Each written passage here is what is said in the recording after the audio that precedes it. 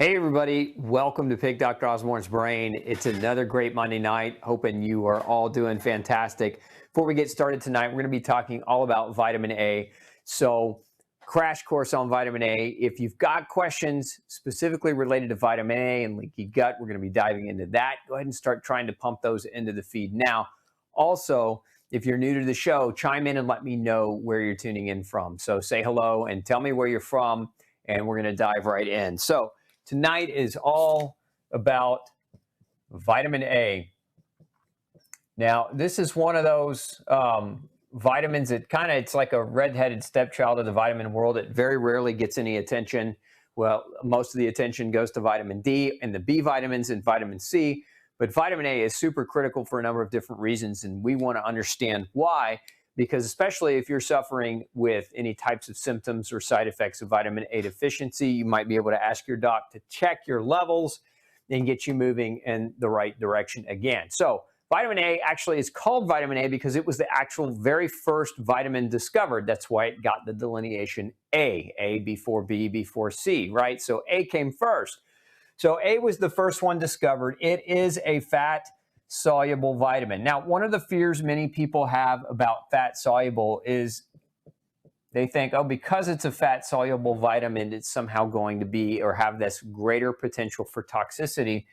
And I just want to dispel that right away. Now, you can overdose on vitamin A. You can overdose on any vitamin. That's par for the course. But that doesn't mean that because it's fat soluble that it somehow is highly, highly toxic, and you have to be super, super cautious about using it. Can you use too much? Yes, you can. We're going to talk about what too much means before we're done tonight. But fat soluble means that it's basically a fat. And so think about it like this. Many of us for the last several decades have been told low fat diets, no fat diets, right? Well, where do we get vitamin A? Predominantly, we get it in the fat from animals. Particularly, are some of the best food sources of vitamin A. Well, the best food source, hands down, is liver. So if we want to get the most vitamin A bang for buck, it's going to be by eating liver consistently. Our livers store vitamin A. Animals' livers also store vitamin A. So when you eat that liver tissue, that liver meat, you get lots of vitamin A. Now, it's important to delineate the difference between vitamin A and something else called retinoic or really a carotenoid. Now, you may have seen this term before. Carotenoids are sometimes confused for vitamin A. They're not the same thing. Carotenoids are pro-vitamin A. So these substances, when we eat these, so carotenoids are found predominantly in foods that have very bright or vivid colors. So think, for example, sweet potato. Think about, the skin on a bell pepper, the yellow and the red and the orange, just, those colors on the vegetables and the fruits. Carrots are very, very rich in carotenoids. So this is carotenoid. You hear a lot of times carrots are great in vitamin A. No, they're not great in vitamin A. They're great in provitamin A, which is a carotenoid. Now, a healthy gut can take carotenoids from the diet. So if you're eating diet-based forms of fruits or vegetables that contain high levels of carotenoids, you can produce in your gut about 5,000 international units of vitamin A per day. So a carotenoid is provitamin A. It helps your gut to produce vitamin A, but it is not vitamin A. And the reason I make that delineation is because a number of you get scared when you see vitamin A on a supplement and it's a mislabel. As a matter of fact, my own multivitamin formulations don't say provitamin A. They say vitamin A, but then you'll see underneath vitamin A, it says as carotenoids, meaning that it is not you cannot get a toxic dose of carotenoids. Like supplementally, if you are taking, if you're worried about vitamin A toxicity, what's that magic dose of vitamin A toxicity? It's about 25,000 units per day. So if you're taking 25,000 units a day for like a year straight without anybody monitoring you or looking at your level, that creates a dose that could potentially create a toxicity for you. And the problem with vitamin A toxicity, it can cause bone pain, and it can cause, there's an increased risk for certain types of tumors If you're pregnant, it can create problems with developing fetus. So that would be an arena where you don't want to take a lot of pure vitamin A, but carotenoids are very, very safe, which is why I put it in my supplement formulation, vitamin A as a carotenoid, so that there's not any way that you're going to get a toxic level or too high of a level of vitamin A. So again, carotenoids are converted to vitamin A in the GI tract. So if you have a healthy gut, if you don't have a healthy gut, this doesn't happen as well. But if you have a healthy gut, you can convert those carotenoids into vitamin A. And what happens to many people is they go plant-based diets and they're getting plenty of carotenoids, but they might have, let's say they have a leaky gut or they have a problem here. They're suffering in their ability to convert carotenoids into that vitamin A, and then vitamin A deficiency can cause a host of different types of problems. We'll talk about those in just a minute. But going back to food sources, again, provitamin A is carotenoids. Food sources of actual vitamin A, so we're talking about concentrated vitamin A or retinoic acid or retinol. This it has many different names, but retinol is the main form in the diet. That liver and milk fat. So this would come in the form of like cheese or butter. Now, again, many of you are dairy sensitive, or you're lactose intolerant, or you're allergic to dairy. And in this case, these are not good choices for you. Many of you want to also understand that if you're not allergic to dairy, that going and buying these things in the grocery store, you have to look at the quality of what you're purchasing, because as I've talked about in the past, in a number of past segments of Pick Dr. Osborne's Brain, we've talked about how dairy can mimic gluten. We've also talked about how dairy additives and enzymes can actually also mimic gluten. So you've got to be real careful if you're trying to bring this back in. My advice, if you're trying to use any source of dairy in your diet at all, the healthiest way is to find a local farm and to make sure they have very particular type of dairy cows. Generally, they're called Jersey cows, and they're genetically, they're A2 cows. They produce a type of dairy fat, dairy milk that is not quite as big of a problem as some of the more common milking cows that are used today in mass production farms. So milk, fat, cheese, and butter are all other places where you can get it. Some people use cod liver oil as a source of vitamin A, so that's another one if you take as a supplement. Cod liver oil can also be used.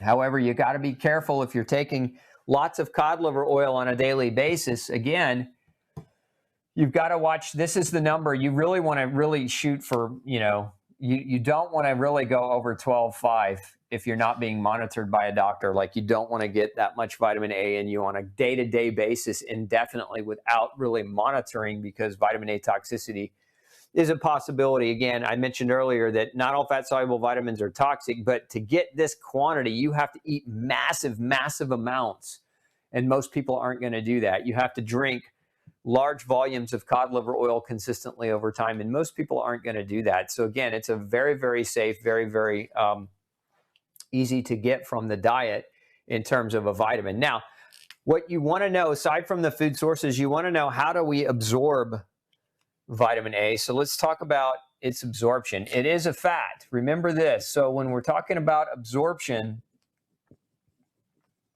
we do best if we have a healthy gallbladder, because it is a fat. Remember, the gallbladder stores bile. Your liver produces bile. That bile is then stored in the gallbladder, and then it's released into your small intestine, where it emulsifies fat. What does that mean? It makes fat. I don't know if you've ever done this experiment when you were a kid in school, in grade school, where you took a cup and you poured water in the cup, and then you poured fat or oil in the cup, like olive oil or vegetable oil, and you watched them separate. Like, if you let it sit there long enough, the oil will separate out on the top, the water will separate out on the bottom. It's because the water is not fat soluble, and the fat, the oil, is not water soluble. So they split, they separate out. And so what emulsification does is it takes the fat, the vitamin A, and it surrounds it so that it can become water soluble, so that you can absorb it more effectively, more efficiently into your bloodstream. So You want to, if you don't have a functioning gallbladder, right? If maybe you've had your gallbladder removed, maybe you have a long history or a long-standing history of severe gluten sensitivity where you have fat malabsorption, a disease like celiac disease where you're malabsorbing fat. Those of you who have these issues, those of you that are struggling with these types of problems are going to be culprits for the potential for developing vitamin A deficiency. So if you don't have a functional gallbladder, if you have a history of fat malabsorption, this could be part of your problem, is that a vitamin A deficiency can develop. Now, I said earlier that vitamin A is critical for gut function. Let's talk about why that is. So if we need to convert a fat into water through the gallbladder's bile, okay, to get absorption, then what does vitamin A actually do once it's in our body, once it's in our system? Well, one of the things vitamin A does is it helps to regenerate epithelial tissue. Now, what the heck does epithelial tissue mean? So it regenerates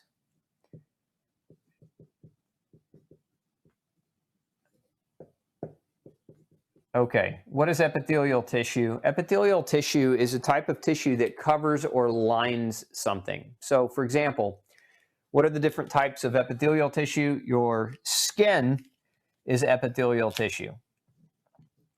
So healthy skin requires vitamin A.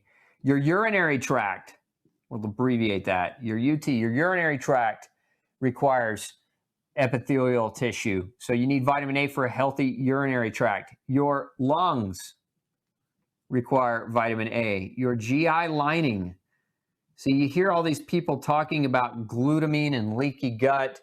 Very rarely do you hear anybody mention vitamin A, but vitamin A is one of the most crucial nutrients for regenerating epithelial tissue. So let's say you've got a disease of inflammation in your GI tract, in your small or in your large intestine. In order for that tissue, first you got to put the fire out, but then that tissue has to be regenerated. But in order for that tissue to regenerate, that requires vitamin A. So without vitamin A, it's going to be really, you're going to have a hard time to do that. So regeneration of epithelial tissues, the skin, the urinary tract, the lungs, and the GI lining are some of the most critical epithelial tissues in the body. Remember, too, the blood-brain barrier is a type of barrier tissue as well. So these are all crucial, and vitamin A plays a role in those areas, in those arenas, and without it, you can develop. There are a number of different diseases. For the skin, you can develop, and somebody was asking me this question a couple weeks ago, hyperfollicular keratosis,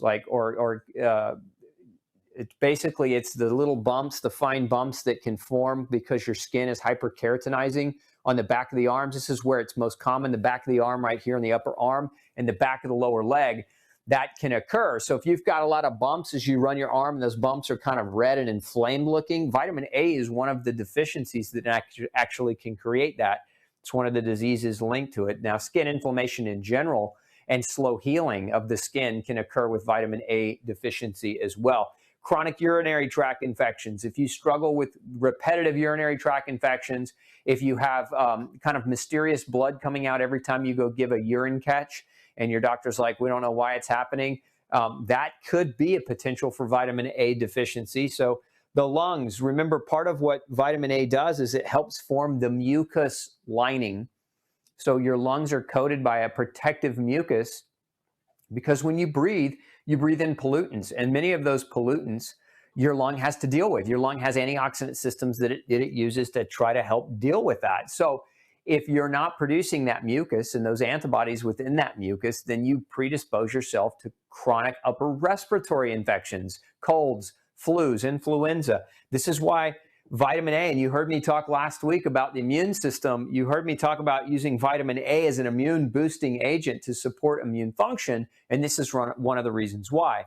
And in the same thing in the GI lining, remember your GI lining produces a layer of mucus. There's specialized cells in the gut called goblet cells that secrete mucus, and inside that mucus there are antibodies, and that requires vitamin A. You need vitamin A to be able to do that. So it goes above and beyond just thinking about the barrier, but it's the mucus and where the mucus is produced and what the mucus serves to do, which is a physical barrier with antibodies intact. You make that same thing in your sinus cavities.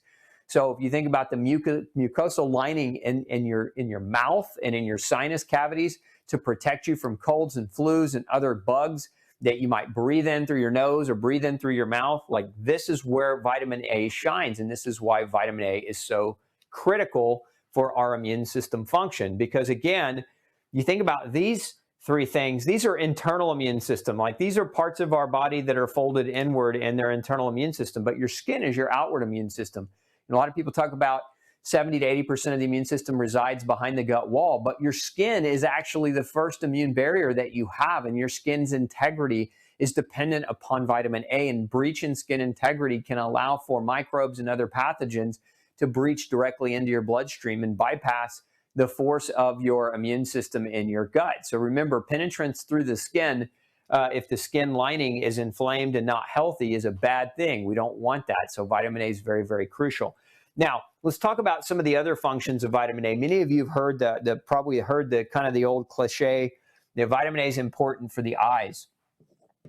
And it is. You can actually develop xerophthalmia, which is kind of a dryness in the eyes. It's a kind of a severity of dryness, and it can deteriorate your eyes, causing cloudy vision and ultimately lead to blindness. So vitamin A is very, very important for eye function. And so not having adequate vitamin A, some people actually start to lose parts of their vision or lose elements within their eyes, so their vision becomes more and more poor over time. Other functions of vitamin A that are very rarely discussed. Vitamin A helps to take cholesterol, right? Cholesterol, that evil substance, wink, wink, it's not really evil. We've talked about that too. But it converts your cholesterol, ladies, into estrogen. So without vitamin A, it's very hard for you to be able to produce your estrogen. Men, it's very hard for you to be able to produce your testosterone. So think about vitamin A as being necessary to help your cholesterol convert into those sex steroids. Important in growing kids because of sex differentiation, important in adults because women, you need your estrogen, and men, you need your testosterone. So we've got another function here of vitamin A, which is in sex steroid hormone formation. We said eyes, we said regeneration of epithelial tissue. What are some of the other functions of vitamin A? Arguably one of the biggest functions of vitamin A, let's make some room over here, is thyroid function. You have so let's talk what I mean. So T4 is inactive thyroid hormone. It doesn't work. It's inactive. And it has to be converted into T3, which is the active form of thyroid hormone. So, but before T3 can do its job, T3 has to stimulate a receptor on the surface of your DNA. So if we look at a cell,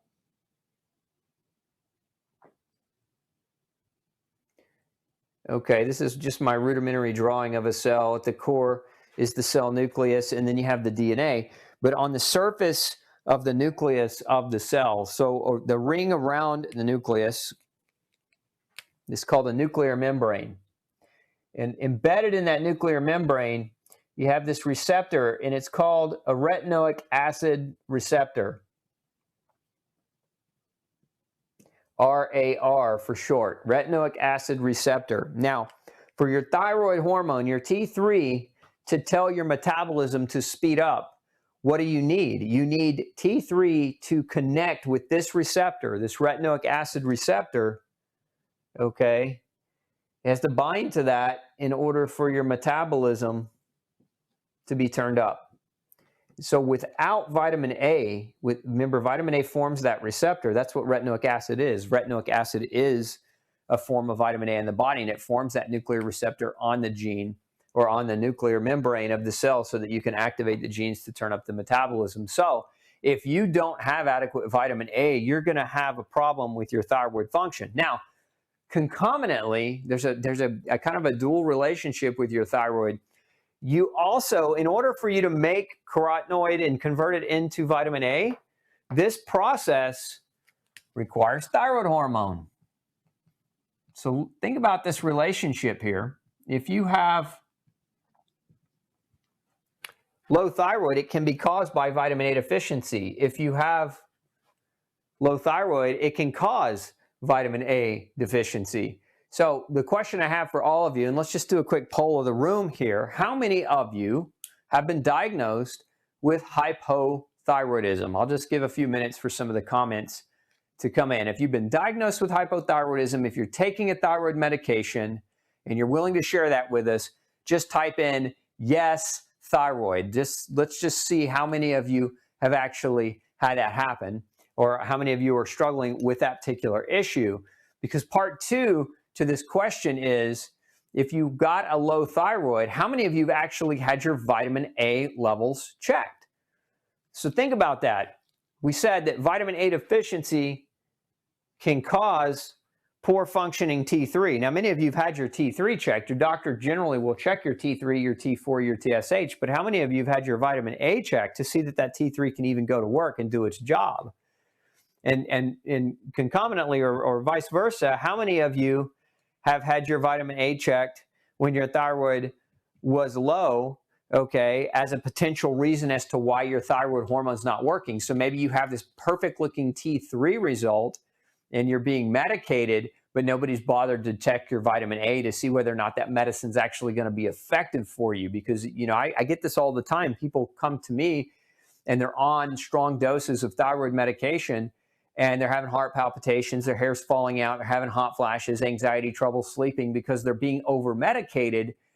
And the reason they're being over medicated is because the doctor keeps driving the dose, because they keep having and manifesting the symptoms of low thyroid, and they're just saying, well, increase the dose, increase the dose.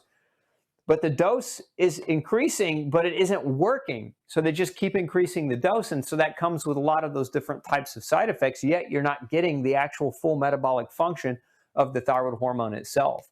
So it's very, very important that if you are on a thyroid medication, if you want to ensure that your medicine's going to work effectively for you without having to be overdosed over time, because that can be dangerous too, is insist and ask your doctor to check your vitamin A levels. And very, very important. And it's a very simple thing to do. I mean, it's not a hard test to run. It's just a matter of running it and seeing where you're at. And if you are a person that struggled with a lot of gut problems, right? Remember, what did I say? That you can eat, and maybe you're vegetarian. So like if you're vegetarian or vegan, you're not eating these really high pure vitamin A foods, but instead you're eating carotenoids in high doses. Well, you're limited to how much vitamin A that your gut's going to produce in a day. And remember that this conversion requires thyroid hormone, but it also requires protein. So again, if you're a vegetarian and you're not getting adequate protein, you could be setting yourself up for vitamin A deficiency that's going to make your thyroid hormone work less effectively. So it's one of those scenarios that you've got to dial it in. You've got to understand it. You require thyroid hormone and protein to convert carotenoids to vitamin A in your gut. And if you're not doing that because of a deficiency of protein, or not getting enough protein, or a deficiency in your thyroid hormone, those are two reasons why that might happen. Other reasons why it might happen, you might have an inflammatory bowel disorder, like celiac disease would be the perfect example. If you have celiac disease where you're not going to be able to make that conversion as effectively because your gut's on fire, or if you're eating foods that you're allergic to and those are damaging your GI tract and damaging your gut lining and making it harder for your gut to convert carotenoids into vitamin A, you can run into the same type of problem as well. So very, very important to come back and understand what this mechanism is, so that you can, again, ask your doctor to really look at it in a little bit more detail. So, okay, so let's talk about your questions. I've talked a lot about vitamin A, but I want to dive into some of your questions. So again, vitamin A is a fat-soluble vitamin. It requires your gallbladder to be in to be able to properly absorb it through the production of bile. If you don't have a gallbladder, you're going to want to consider some type of supplementation to support your digestion and absorption of vitamin A, like an ox bile-based supplement. So you need that to happen, right? And once it does happen, and if you're not, again, if you're eating enough or getting enough in your diet, but your gallbladder is part of the problem, you've got to support that. Once you have that, then these things can start to take place. You can start healing your skin, your urinary tract, your lungs, your GI lining, your mucosal membranes across and throughout your body, eyes and eye function, as well as sex steroid hormone formation. So that's kind of the pathway of the importance of vitamin A. We'll talk a minute about a couple of other things, but there have been some questions that I want to jump into, because some of them that have come up relate to what I'm talking about currently. So let's see here. Scroll down for me.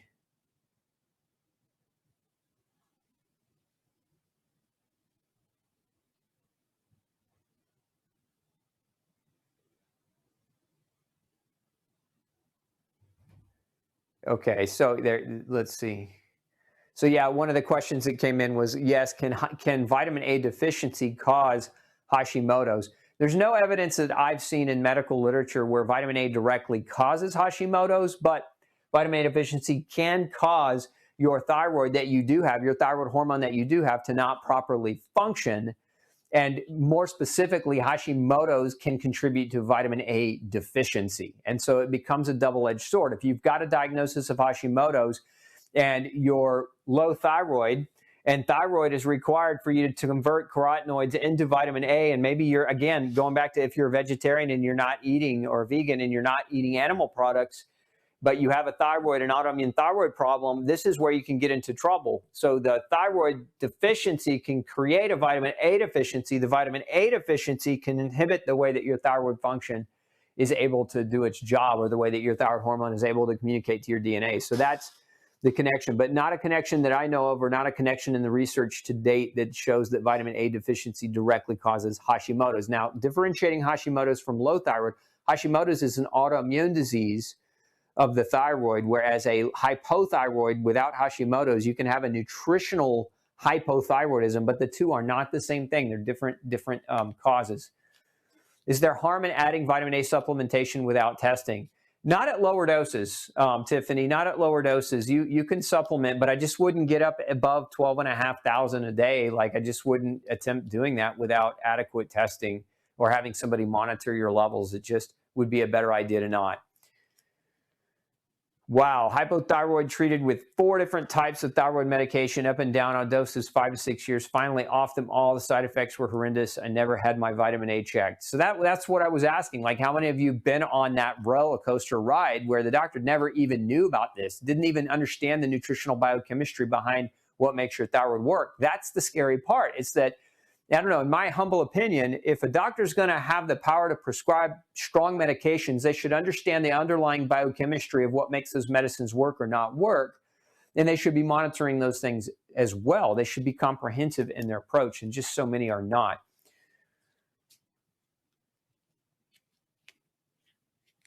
Okay. So is lower vitamin A level a sign of leaky gut, or can it cause a leaky gut? It maybe is a better way to look at that. It can. Low vitamin A levels can definitely create or cause an intestinal permeability, because, again, if your gut is damaged from years of inflammation, whether it's food allergies, whether it's gluten, whether it's poisons and chemicals that you've been eating that you didn't know were poisons and chemicals, like corn syrup or genetically modified foods or pesticides or whatever it might be, the damage is done, right? And in order for the damage to be healed, you've got to have the right nutrients in place. And if you don't have the right nutrients in place, then the damage, you might take away what created it. But if you don't have the raw ingredients to repair that gut lining, to regenerate the epithelial tissue, then you could have a perpetual leaky gut problem on your hands. So, again, vitamin A can be a cause of a perpetuated leaky gut. Key, though, is don't just assume it and high dose it. Like, really test it. Get somebody to test it for you, so that you're not just taking it. Is there? Let's see. Not sure this was asked. What about after radiation? So that brings me into kind of my next series of what I want you to understand about vitamin A. I'm going to have to make some room on the board here. Let's see here. So some of the other functions of vitamin A that are super critical that you want to understand. The question's coming in about radiation. So I assume you mean radiation treatment as a result of some type of cancer. Now, if I'm assuming wrong, you can type that in and say, no, that's not what I mean. But that's typically what people mean when they say radiation. So let's talk about some of the other functions of vitamin A, critical functions. You've all heard probably, well, you've heard me. If you've been tuning into the show for any length of time, you've heard me talk about vitamin D a number of times and its role as playing a role in fighting cancer and preventing cancer. There are 19 forms of terminal cancer that vitamin D deficiency can cause. What about vitamin A? So we look at a couple of functions of vitamin A. One is in growth, and the other is in something called differentiation. And what am I referring to? We're talking about cells. So cell growth and cell differentiation. What does that mean?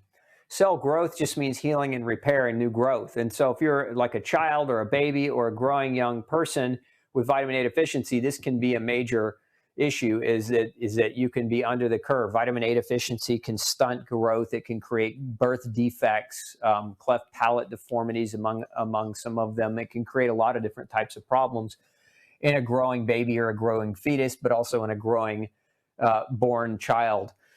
Differentiation refers to how your cells differentiate. So some cells go on. How does a cell know to become a bone cell, for example? Or how does a cell know to become a lung cell? How does a cell know to become a heart cell? Well, in part, it's because of vitamin A. Vitamin A helps cellular differentiation. It helps cells determine what kind of cells they're supposed to be and that they're going to be during development. So cell differentiation is very, very important. Now, this is also, though, important later on in adult life because growth and differentiation has to do with cancer. Some cells actually, when they come out, are not being properly differentiated and not being properly regulated. And so what happens is you can develop malformities or malformed cells, or you can develop the wrong kind of cell in the wrong location. And that's what we call cancer. When you have, if you've ever heard the term metastasis, where let's say like a liver cancer, for example, or like a bone cancer, for example, metabolizes to the lung, or bone cancer metabolizes or metastasizes. I didn't mean to use the word metabolize. I meant to use the word metastasize, meaning it travels to a different organ or a different location. And that's where tumors can grow in other organs and other locations and become really, really dangerous. And vitamin A helps to prevent that. So we need vitamin A for cell growth, cell differentiation, and that includes differentiation away from cancer types of cells. We also need vitamin A for one other process that's very important as it relates to cancer, and I'm going to draw it in red over here. It's called apoptosis. And apoptosis is another name for that, is programmed cell death. So all of your cells come with a built-in destruct sequence switch. And vitamin A is important for activating that self-destruct sequence. And so if a cell, for example, differentiates incorrectly, then the internal switch should be the kill switch that says, oh, we don't want that to turn into cancer, so let's just basically auto-destruct ourselves and not create a problem for the rest of the body. That process requires vitamin A. So cell differentiation, cell growth, and cellular apoptosis, or programmed cell death, all require vitamin A to regulate. So the question going back to, what about low vitamin A after radiation? Well, yeah, I mean, when you're destroying tissue, that tissue that you're changing, those cells that you're changing and destroying are going to require vitamin A for regeneration. But more importantly, one of the side effects long-term of radiation therapies, even concentrated doses of radiation in small areas, is developing cancer in the area where the radiation was performed. It's one of the long-term consequences and side effects, again, of radiation. So yes, vitamin A deficiency can contribute to the development of cancers in that regard. So hopefully that answers your question. Oh man, Marie says, thanks for your response. My endocrinologist got furious at me for asking vitamin deficiency questions. Look, if you've got a doctor that doesn't know nutrition and they get mad at you because you poked a hole in their armor, and it really, I mean, they should just own it. Like, when somebody asks me a question I don't know the answer to, I just own it. Look, I don't know the answer to everything. I'm not, I know a lot, and I have a really long line of experience, and I'm very well read and very well experienced in the clinic, but I get stumped. All of us do. And so that shouldn't be an ego issue for your doctor. And if your doctor gets mad at you, it's time to reevaluate the relationship, because what he's really doing, he's just projecting his own anger at himself for not being adequate onto you. That's really what that's more in line with. Either that, or he's just got problems that he would get mad at you for having a question. Like, doctor means teacher. Teacher should be always willing to entertain questions and to make sure that you're comfortable with the medicines or the different types of treatments or protocols that they're going to put you on. Okay. Vitamin A, is it best to take on an empty stomach with other supplements? Great question. It's best to take with fat. Okay, it's best to take with fat because it is a fat. So when you eat a bolus of fat, you're stimulating your liver and your gallbladder to release bile into your intestine to start micellizing or to start emulsifying that fat so you can better absorb it. So it's better to take with a bolus of fat. Like the vitamin A I formulate is actually pre-emulsified. So it is it's a dropper, but it's fat emulsified. So when you take it, even if your gut's completely broken, it still gets absorbed. On that note, a couple of other points that I didn't talk about that I just should. One is once you absorb the vitamin A, so we talked earlier about absorbing that vitamin A. So once it's absorbed, it has to be carried. It has a carrier protein. It needs a carrier protein. In other words, vitamin A just doesn't magically absorb into your bloodstream and go where it wants to go and get to your eye, get to your skin, get to your other tissues. It's got a carrier protein called RBP. Now, what does that stand for? That stands for retinol binding protein. Retinol binding protein is made out of zinc. So a lot of times what happens is a person who has vitamin A deficiency has a vitamin A deficiency because they're zinc deficient. And so they have enough vitamin A, they just don't have any way to deliver the vitamin A to their tissues.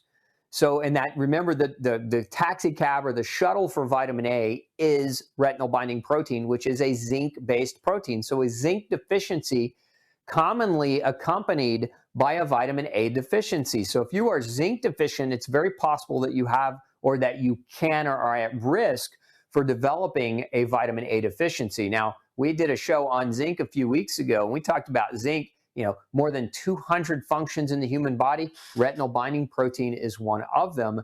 Very, very important and very, very critical to help you deliver vitamin A to the right tissues. Pastured egg yolks, liverwurst, are they good?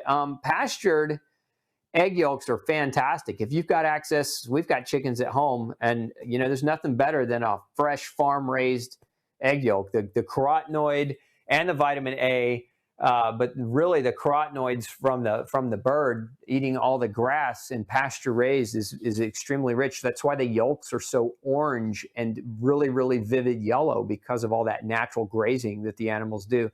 Liverwurst depends on how it's processed. So look at other added ingredient in that liverwurst. Look at its process. Look what kind of an animal it is coming from. If the liver is actually coming from a free range type of animal in good living quarters, good living conditions, and probably be okay. Taking a tablespoon of olive oil a day is good, and take with vitamin A. Yeah, you could mix that olive oil, or you could just eat an avocado, right? And then take your vitamin A with that avocado. Or if you really just want to eat some liver, you could do that too. Let's see. Can vitamin A cause, Jackie wants to know, can vitamin A cause liver issues at high doses? It can. Vitamin A can cause a few different problems at super high doses for super long periods of time.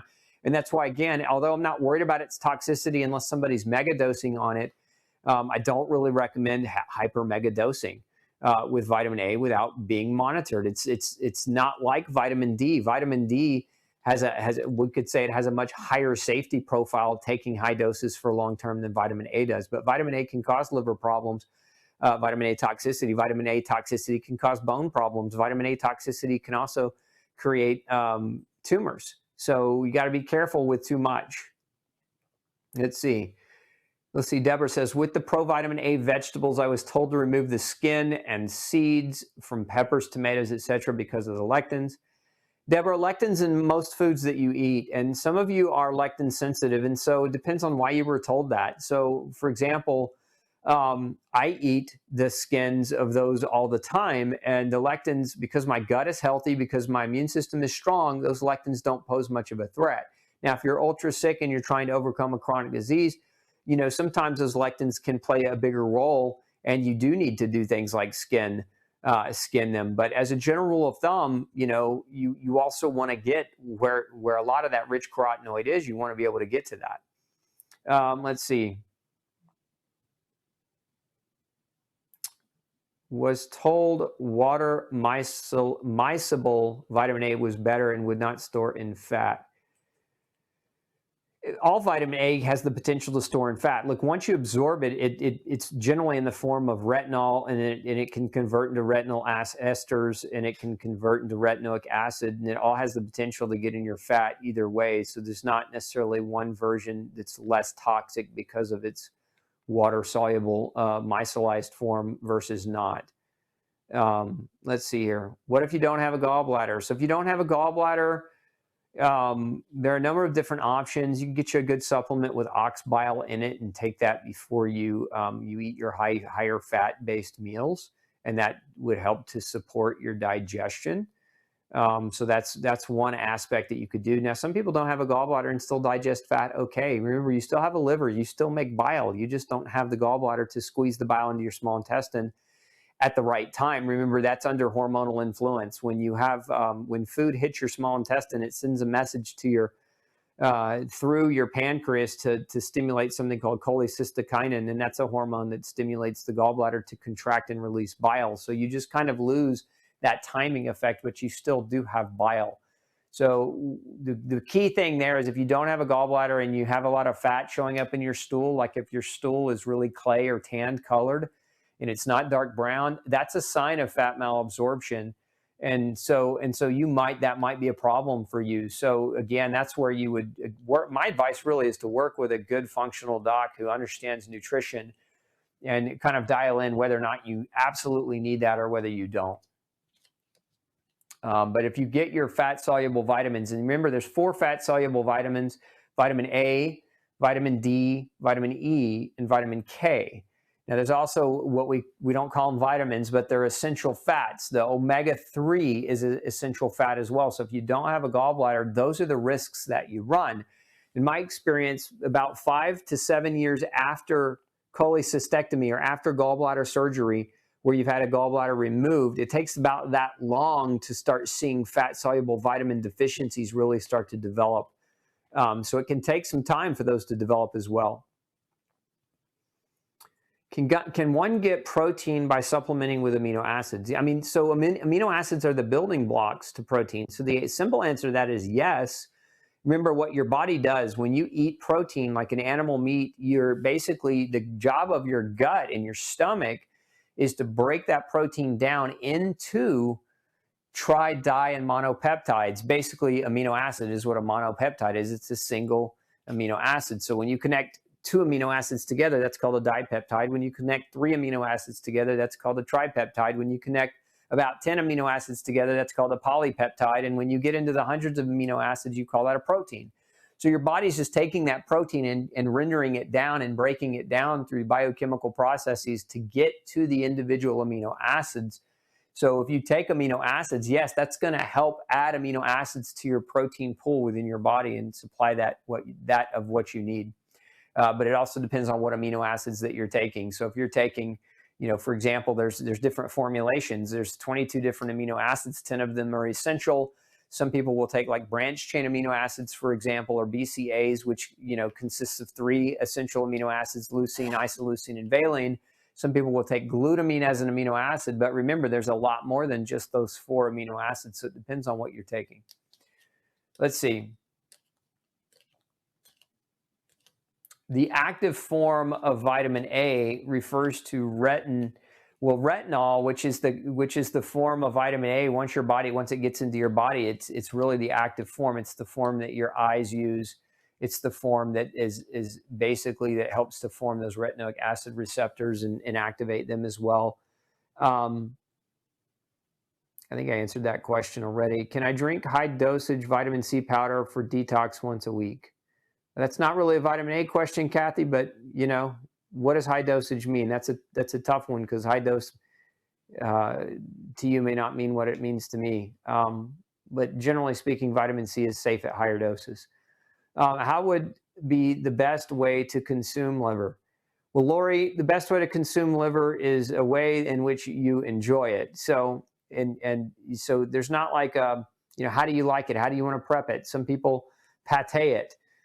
Some people, put a little oil in the pan and fry it up, pan fry it. Some people bake it. I mean, some people kind of eviscerate or kind of mash it in and just add it to other meats. Like, it's one way to hide it from your kids is take small amounts of liver and mix it in with the ground beef or mix it in with some soup so that they're not getting that texture wall, hitting that texture wall and saying, gross, I don't like the way it feels in my mouth. But I mean, there are a number of ways to consume it. It just depends on what your taste buds enjoy.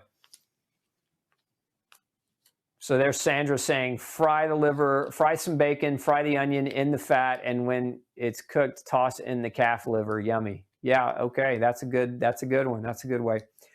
Is there gluten in sprouted flour? Yes, there is gluten in sprouted flour. Debbie says, my Boston Terrier has a thyroid cancer. He had a huge tumor that's growing. Could vitamin A help him? Is vitamin A safe for dogs?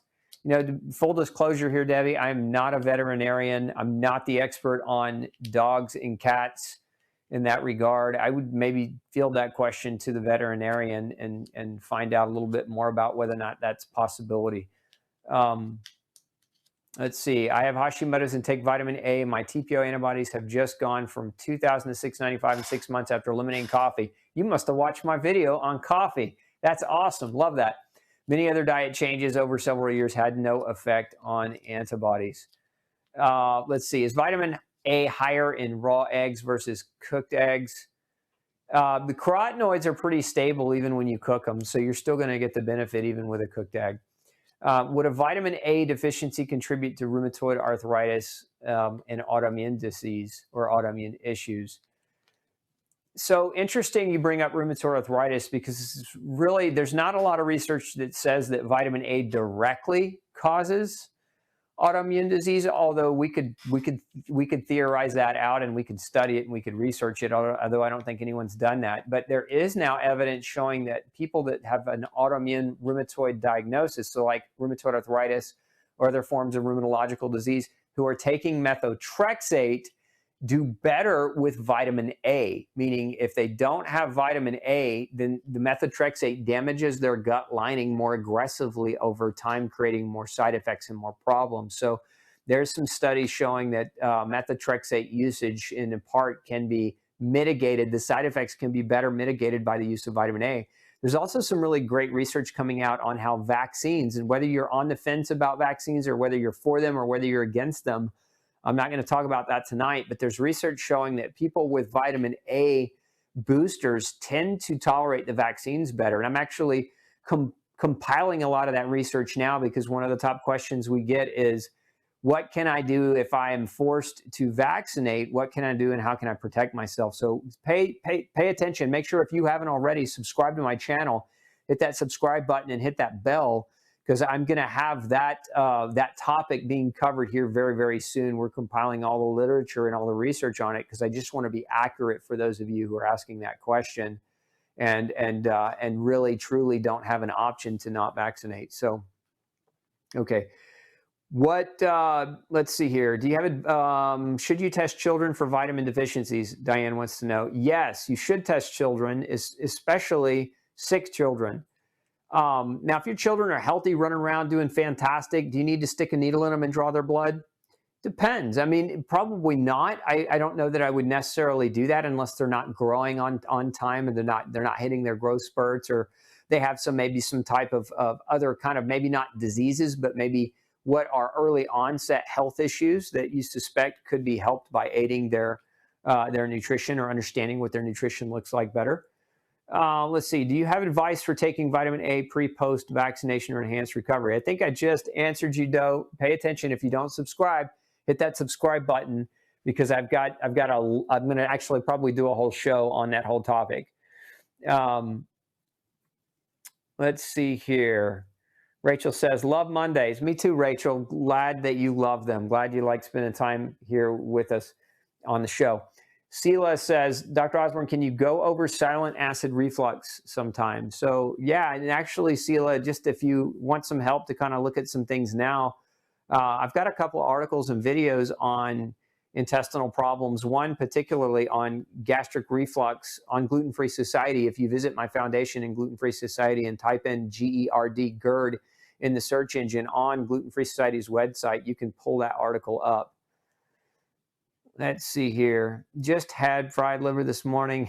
My 2-year-old loves it. Yeah, and so that's the thing, right? If you start your kids on organ meat when they're young, like they may or may not like it, but if they like it, you'll never have to, as adults, have to get them over that whole like mental, like gross texture thing that a lot of kids really struggle with, because, we're actually one of the, well, arguably we're really the only generation in America, in America I'm speaking about, we're the only generation that's really left organ meat, and just kind of deviated away from it. If you look at most other cultures and around the world, organ meat is a pretty important food that they eat because it's so nutritionally dense. As a matter of fact, there's some science that would argue that organ meat, pound for pound, is the most nutrient dense. It's more nutrient dense than vegetables and fruits. So, not eating it could potentially be, you could be potentially cutting out some really valid sources of nutrients from the diet. Is it critical that the liver is organic? I love it, but it's hard to find. Yes, it is. It really is. I mean, unless you know the farmer, and the farmer is like a small farmer and they don't spray, and it's not necessarily certified organic, but he's not using any chemicals or sprays or chemical genetically modified foods or feeds or any of that kind of stuff. If you have a relationship with the farmer and you can get your meat in that way, that's a great way to do it. But if it's otherwise, if you're buying it in the main store, I would be very hesitant about buying it, because remember, the liver's job, part of what the liver does is it takes very, very dangerous toxins and makes them even more dangerous, but turns them water soluble so that your kidneys can excrete them. And so if you're eating an animal that's being fed incorrectly or being loaded with pesticide or other chemicals, that's what you're getting when you're getting their liver. Ann wants to know the cleanest prep kit for a colonoscopy. I use Detox C. I just have, when people ask me what's an alternative, can I clean my gut out with something other than the corn syrup drink or the drink that the doc gives me? You can use vitamin C. Vitamin C as a gut cleanse before a colonoscopy. Although get with your doctor to make sure that's okay with him before you attempt to do it. Chris, is it true the liver doesn't catch all the toxins? It's not about catching all the toxins. Remember, as anytime you eat, as your food is broken down, it has to go through what's called the portal circulation, which is a specialized path of blood flow that goes to the liver first, because your liver gets first catch. It gets first knock at a lot of the things that have potentially come through from the diet or from the food that you ate. So the liver gets the first go at it. But if the liver's overwhelmed, then what can end up happening is it can, this stuff can not properly be detoxified and excreted, and it can start showing up in the kidney, and it can start showing up in the skin. And a lot of people with poor liver function end up developing diseases like inflammatory skin diseases like eczema, as a result of an unhealthy liver. So it's true that the liver doesn't catch all the toxins if it's overwhelmed. Just like you, if I put a 500-pound sandbag in your arms and you were a strong guy and you could handle the 500, but let's say we added on another 200 and another 3, would you be able to catch it all? At a certain point, it would break you. And if your liver is overwhelmed and you push it too hard, then it can't catch them all. It starts to falter. Is chicken liver okay? Yeah. So Barbara wants to know, she'd never been able to get past beef liver. Is chicken liver okay? Yeah, it's perfectly fine.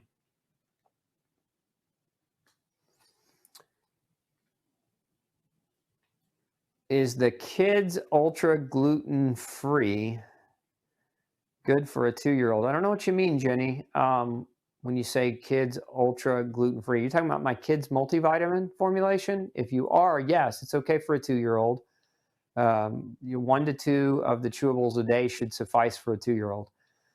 Let's see here. Would vitamin A deficiency, I answered that. Lori, if one has keratosis pilaris or hyperfollicular keratosis, how long would it take to see a difference in the skin once supplementing with vitamin A? It depends, Lori, because there are other causes for that particular problem. I mean, it can be inflammatory foods in the diet, vitamin C deficiency, zinc deficiency, copper deficiency, vitamin A deficiency. So there are a lot of things that can cause it. So to me, instead of just supplementing with vitamin A indefinitely to see if it goes away, ask your doc or get with your doc to test those things to see what's going to work uniquely for you. And if you don't have a doc and you're looking for somebody to help you with that, just call my office. We do phone consultations, among other things. Should liver be well done or pink in the center? Depends on your flavor, depends on your taste. In my opinion, it's best to cook it all the way because again, depending on the animal, the parasites exist for a reason, and parasites can get into livers. You got things like liver flukes, etc. So it's better to cook it all the way through. Goiter, too much or too little? Don't know what you mean, Jackie. When you say goiter, too much, too little, are you talking about vitamin A, too much vitamin A, or too little vitamin A? Vitamin A deficiency doesn't necessarily cause goiter. For most people, nutritional goiter causes are things like iodine deficiency or vitamin C or vitamin B2 deficiency can cause it. Tyrosine deficiency, protein deficiency can cause it. Magnesium, vitamin B12 deficiency can cause goiter, but I've never seen or experienced anybody developing goiter over vitamin A deficit. Okay.